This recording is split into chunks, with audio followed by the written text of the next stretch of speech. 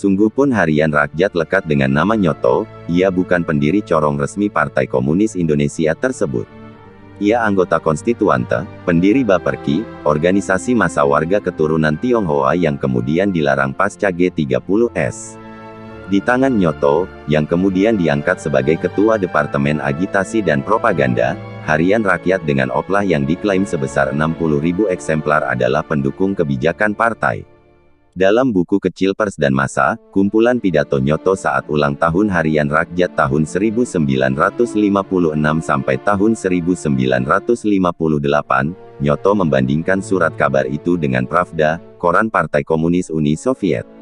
Dalam periode 1950-an itu Harian Rakyat memberikan ruang luas bagi karya seniman lembaga kebudayaan rakyat yang didirikan Nyoto dan dua petinggi PKIDN Aidit. Nyoto, yang biasa menulis esai dan puisi, berdansa waltz dan foxtrot, serta meniup saksofon, sangat piawai memainkan peran utama di dua entitas kiri itu. Nyoto juga sering membantu merumuskan sudut pandang bagi artikel Harian Rakyat. Sedangkan di Lekra, menurut Sabar Anantaguna, teman sekolah Nyoto di Jember yang kemudian menjadi pengurus Lekra Pusat, Nyoto tahu bagaimana melayani seniman yang tak mau diatur dan dikomando.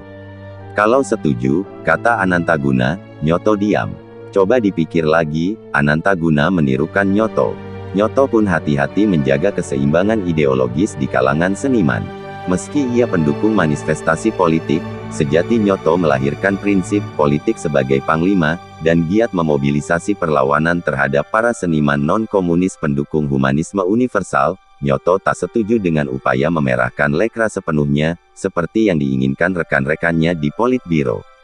Konsep tidak bisa ditiadakan oleh tanda tangan di atas kertas, kata Yusuf Ishak, menirukan Nyoto, sahabatnya. Ketika kemudian Soekarno melarang manifesto kebudayaan, Nyoto tidak bersorak seperti kebanyakan pendukung komunis yang mengucap syukur. Dalam ingatan Martin, Nyoto pula yang menghapus nama Ernest Hemingway yang ia kenal personal dan film The Old Man and the Sea dari daftar film Amerika yang haram ditonton. Demikian kuat karisma Nyoto hingga ada lelucon sendiri.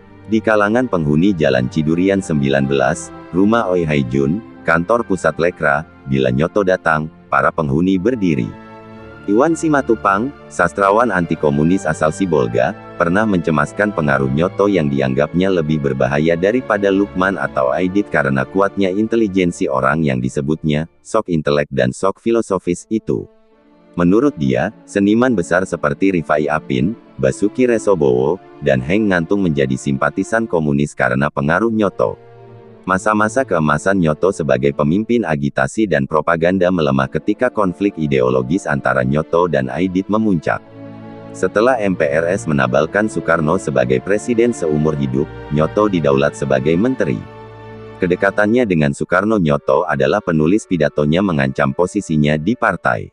Puncaknya pada 1964, seperti keterangan Yusuf Ishak, ketika Nyoto diskors dari seluruh jabatannya di partai, termasuk posisi Ketua Departemen Agitasi dan Propaganda. Konflik Nyoto dan Aidit merembet sampai ke Harian Rakyat.